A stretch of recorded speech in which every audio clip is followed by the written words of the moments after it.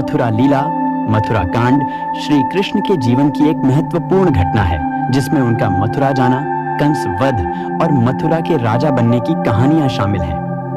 यह कांड श्री कृष्ण के बाल्यकाल से किशोरावस्था तक के उन प्रमुख घटनाओं का वर्णन करता है जो धर्म की स्थापना और अधर्म के नाश के लिए हुई। कंस, जो मथुरा का राजा और श्री कृष्ण का मामा था, को यह भविष्यवाणी मिली थी कि देवकी का 8वां पुत्र उसका वध करेगा। इस डर से उसने अपनी बहन देवकी और उसके पति वसुदेव को कैद कर लिया और उनके 7 बच्चों की हत्या कर दी।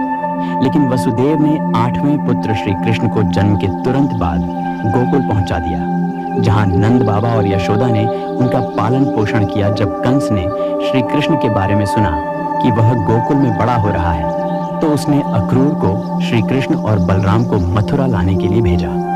कंस ने योजना बनाई कि वह उन्हें बुलवाकर मथुरा में कुश्ती प्रतियोगिता में मार डालेगा।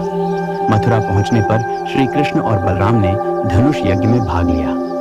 वहां उन्होंने विशाल धनुष को तोड़ दिया, जो कि कंस की शक्ति का प्रतीक था। इस घटना से कंस भयभीत हो गया। कंस ने मल्ल युद्ध, कुश्ती के आयोजन के दौरान श्री कृष्ण और बलराम को आमंत्रित किया। वहां कंस के सबसे बड़े पहलवान चाणूर और मुष्टिक से उनका मुकाबला हुआ, जिसे श्री कृष्ण और बलराम ने परास्त कर दिया।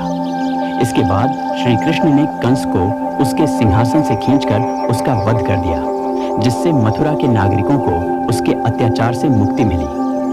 कंस के वध के बाद श्री कृष्ण ने अपने नाना उग्रसेन को मथुरा का राजा बना दिया और वहां के लोगों को न्याय और धर्म के मार्ग पर चलने का संदेश दिया।